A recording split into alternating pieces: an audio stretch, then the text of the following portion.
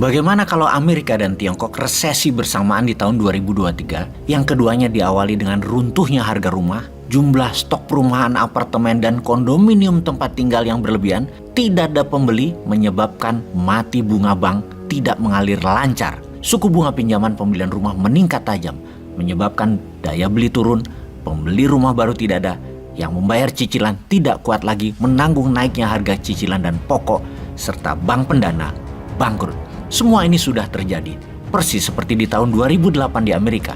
Namun kali ini terjadi di dua negara besar, yaitu Tiongkok dan Amerika, terkena imbasnya.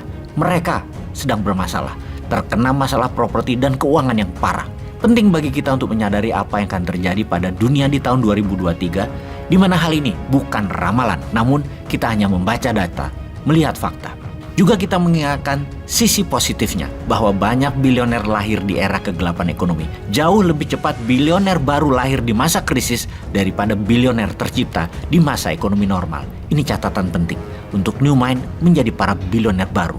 Demikian juga banyak negara menjadi besar karena menyalip di tikungan ketika negara lain roboh karena inflasi, karena resesi, atau karena perang.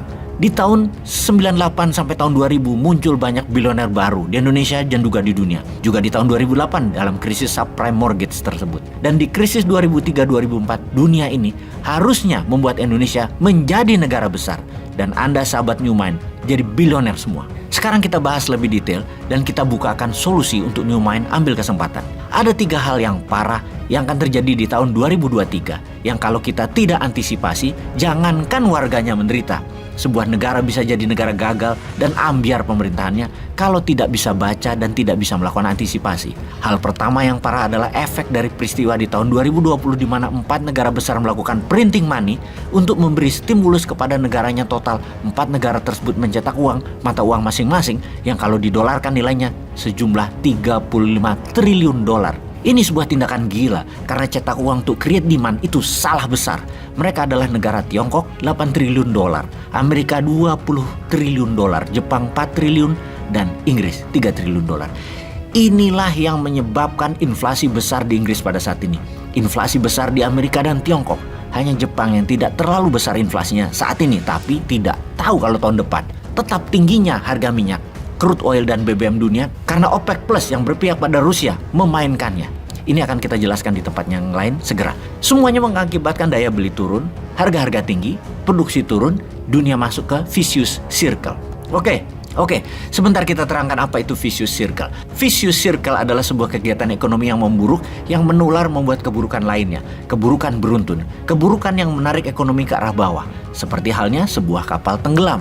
Maka akan ada pusaran air ketika kapal itu tenggelam yang menarik semua ke bawah laut tenggelam bersama. Karena itu salah satu SOP pada saat kapal di laut tenggelam atau akan tenggelam adalah secepat-cepatnya menjauh dari kapal tersebut karena pusaran air akan menarik ke bawah dengan cepat semuanya. Begitu juga bisnis, begitu juga ekonomi. Saat ini dunia masuk ke vicious circle, pusaran yang menarik ke bawah. Seperti virus Wuhan di Tiongkok, kemudian menular ke Eropa, kemudian menular ke Amerika, dan akhirnya sampai juga ke Indonesia.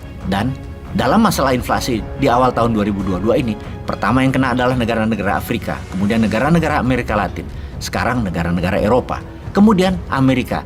Kata siapa tidak akan ke Indonesia?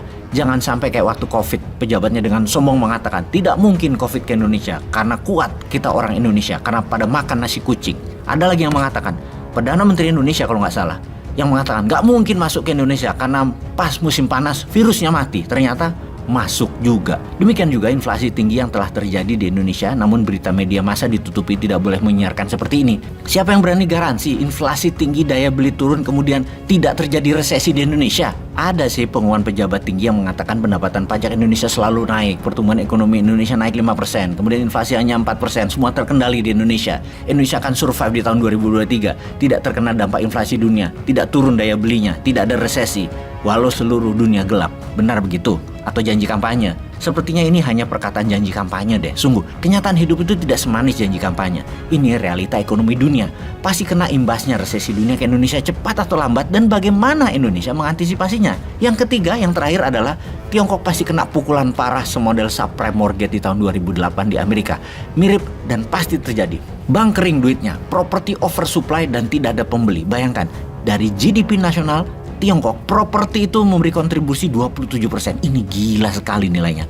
Hampir 4 triliun dolar per tahun nilainya. Dunia properti Tiongkok yang 4 triliun dolar itu sama dengan 20 kali APBN Indonesia, di mana Evergreen saja sudah menyebabkan masalah senilai 400 billion dolar di Tiongkok, dan bank yang memiliki kredit macet hampir 1 triliun dolar dalam kurun waktu 2 tahun ini. Tiongkok kena lampu merah finansial sebentar lagi, dan solusinya bagi Tiongkok adalah bisa-bisa serang Taiwan kali ya. Amerika juga sama, kulang lagi masalah di mana pertumbuhan perumahan sudah di atas 20%, kebutuhan perumahan di Amerika, dan karena strong dollar, suku bunga antar bank naik, kredit naik, mortgage loan naik, rakyat nggak bisa nyicil karena naiknya suku bunga pinjaman, dan 26% yang kredit rumah di Amerika sekarang ada gejala akan macet.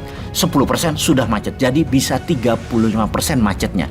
Dan ini bisa membuat subprime terjadi lagi seperti tahun 2008, kedua kalinya di Amerika. Jadi kalau disimpulkan 3 masalah besar dunia, yaitu uang beredar hasil printing money untuk penanganan COVID membuat inflasi. Tingginya harga BBM dunia membuat strategi menaikkan suku bunga bank tidak berhasil, malah menurunkan daya beli. Hancurnya dunia properti akan menghancurkan sistem keuangan dua negara, Tiongkok dan Amerika. Apa yang Indonesia harus lakukan untuk menjadi negara yang mengambil peluang atas lemahnya dua negara besar tersebut? Kita harus break pattern. Indonesia harus segera keluar dari pusaran arus menarik ke bawah. Indonesia harus menjadi negara besar yang menyusul di tikungan ini untuk menjadi negara besar. Wahai sahabat, mana solusinya?